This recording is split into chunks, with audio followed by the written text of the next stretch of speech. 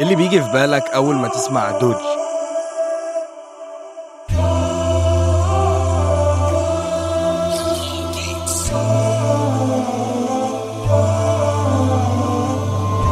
بالضبط، ده اللي جه في بالي برضه، العربيات الأمريكي الكبيرة والجنان اللي على حق، بس تخيل إنك ماشي في الشارع فجأة تلاقي موتوسيكل عليه موتور 10 سلندر، موتور أكبر من نص عربية كاملة حرفيًا، نفس الموتور اللي بيقعد في كبوت الدوج فايبر، وحش وصاروخ حقيقي من دوج، المجانين أخدوا نفس الموتور العملاق ده حطوه في بايك، جنان بيور، وإزاي أصلًا شركة عربيات تقرر تبني حاجة زي كده، خلونا نحكي القصة كاملة، فاتأكد إنك تشوف الفيديو للآخر لأنه في حاجات كتير هتصدمك، وما تنساش تصلي على النبي وتشترك في القناة.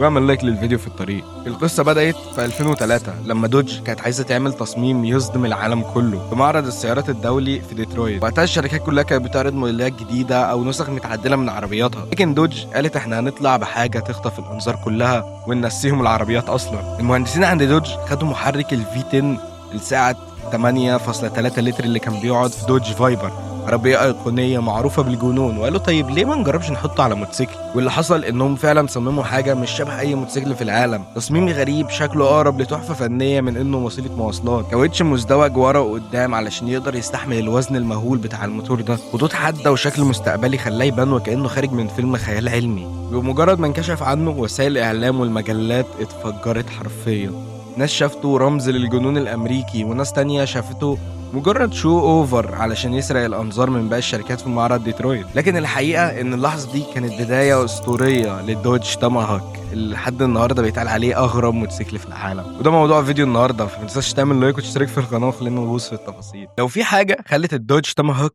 يدخل التاريخ فهي المحرك بتاعه. تخيل تاخد محرك معمول اصلا لعربيه سوبر كار ايقونيه زي دوج فايبر وتحطه على موتوسيكل. الموضوع يا جماعه مش سهل ولا بسيط خالص هندسيا، وكان تحدي كبير جدا على المهندسين دوج وقتها. احنا بنتكلم على 2003، يعني ما كانش لسه حتى اول موبايل بشاشه تاتش اتعمل اظن، والتكنولوجيا كانت محدوده بشكل كبير وقتها، الا ان برضو المهندسين قدروا يعملوا حاجه ما جاش زيها تاني. الموتور كان 10 سلندر 8300 سي سي، ده اكبر من مواتير عربيات كتير جدا.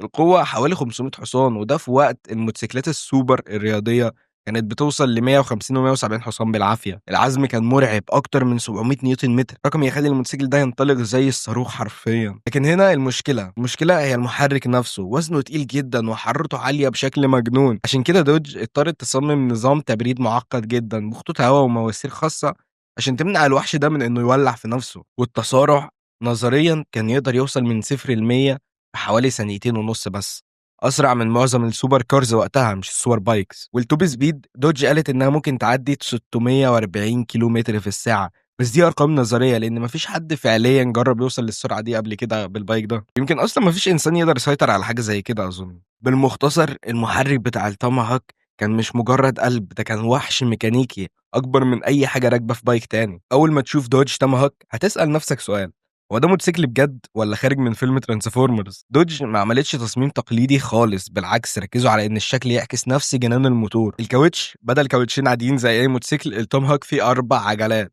2 قدام واتنين ورا، لكن قريبين جدا من بعض بحيث يدوك احساس الموتوسيكل وفي نفس الوقت يوفروا ثبات على وزن المحرك المجنون اللي محطوط عليه. النظام ده يقدر يميل في الكورنرات زي البايكس العاديه بس بقدره تحمل اعلى. الشاسيه مصنوع من الالومنيوم والستيل عالي القوه ومتصمم بطريقه معقده تشيل وزن محرك في 10 اللي لوحده تقيل قوي اصلا. حتى شكل الفريم كان منحوت كانه قطعه فن معدنيه مش مجرد فريم وخلاص. الشكل العام مختلف تماما، من قدام شكله شبه راس صاروخ مع خطوط حاده وفتحات تهويه ضخمه، من الجنب تحس كانه سوبر كار مضغوطه على شكل موتوسيكل. والالوان اللي ظهر بيها الاول كانت بالالوان الفضي المعدني اللي زود احساسه انه جاي من المستقبل. وفي تفاصيل كتير زي ان هو مثلا ما فيهوش مرايات، ما فيهوش تجهيزات للطرق العاديه، حتى الكشاف اللي قدام كان شكل اكتر من ان هو عملي. ده مش موتوسيكل نازل للشارع، ده اشبه بتمثال ممكن يتحرك. باختصار التصميم بتاع التاماهوك كان كلمه صريحه من دوج، احنا مش بنعمل بايكس عاديه، احنا بنعمل رمز للهندسه الامريكيه المتوحشه والمجنونه. الموتوسيكل ما كانش معمول عشان ينزل حلبات او علشان يمشي في الشارع، هو اقرب لكونسبت بايك، يعني حاجه كده تجريبي او لعرض القوه، تحفه هندسيه معموله عشان تقول ان احنا نقدر نعمل المستحيل. لكن التجربه الفعليه في تقارير بتقول ان بعض النسخ اتجربت بسرعات فوق ال 300 كيلومتر في الساعه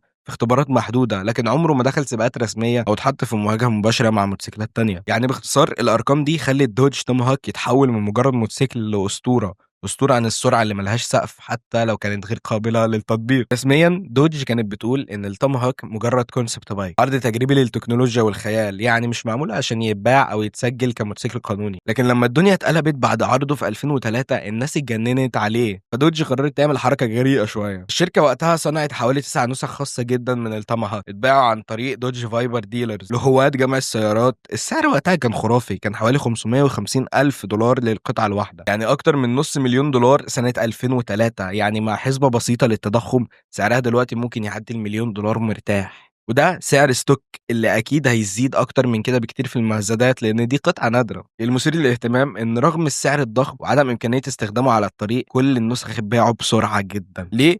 لأن أي حد بيمتلك توماهوك كان بيعتبر قطعة collectible، يعني تحفة نادرة مش هتتكرر كتير، تجمع ما بين موتوسيكل وسوبر كار في نفس الوقت. لحد النهارده النسخ دي موجودة عند ناس أثرياء واللي بيحبوا يجمعوا العربيات، مش بيتباعوا في المزادات إلا نادرا جدا، وكام واحدة بس هي اللي اتباعت في المزادات حصلت من كام سنة، وسعرهم بيتقدر دلوقتي بأضعاف المبلغ الأصلي زي ما قلت من شوية. بكده دوج قدرت تحول موتوسيكل خيالي وكونسبت بايك هيتعمل شوية ويتعرض ويرجع تاني المصانع لمصدر ربح وصناعة أسطورة بتعيش للجيل الجديد. بس الدنيا مش بامبي، لأن من أول لحظة ظهر فيها التوماهوك العالم اتقسم نصين. في ناس شافته تحفة هندسية خيال علمي اتجسد على 4 عجلات وجراءة غير مسبوقة من دوج، وناس تانية هجمته بشدة وقالت إن إزاي ده يتسمى بايك وهو ب4 عجلات؟ إزاي هتسوق حاجة وزنها نص طن بسرعة فوق ال 500 كيلو متر؟ ده استعراض مش منتج حقيقي، بطلوا تكدبوا على الناس. لكن الحقيقة إن دوج عمرها ما قالت إن التوماهوك كان موتوسيكل عادي، هو كان كونسبت بايك أقرب لفيلم خيال علمي من أول يوم نزل فيه. الهدف منه يثبت إن مفيش حدود ما بين عربية سوبر كار وموتوسيكل خارق، نقدر ندمج الاتنين مع بعض عادي جدا. حتى الصحافة وقتها وصفت التجربة بأنها جنون هندسي ممتع.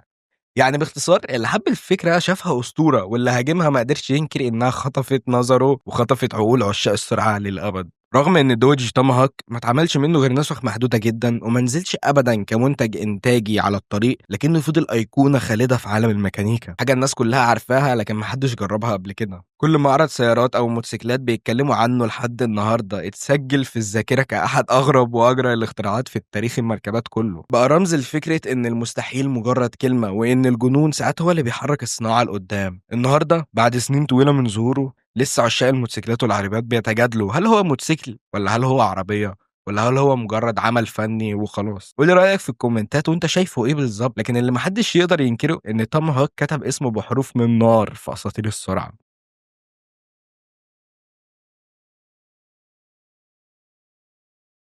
وشكرًا على المشاهدة.